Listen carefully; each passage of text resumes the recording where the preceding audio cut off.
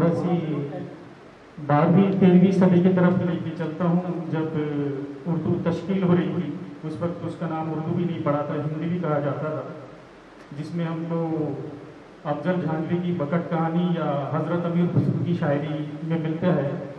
इसको आप बिरहा गीत समझिए या ठुमरी समझिए, इसके चंद अशआर ये गाना चाहता हूँ कि इश्क में कैसी रोजी रोटी पिया ना ठहरे देश रे। इश्क में कैसी रोजी रोटी पिया ना ठहरे देश रे। लग गया सावन पड़ गए झूले बिखरे मेरे केस रे।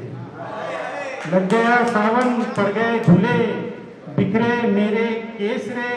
और दूर पिया दिल हर पल डोले। दूर पिया दिल हर पल डोले डाल न दे कोई डोरे।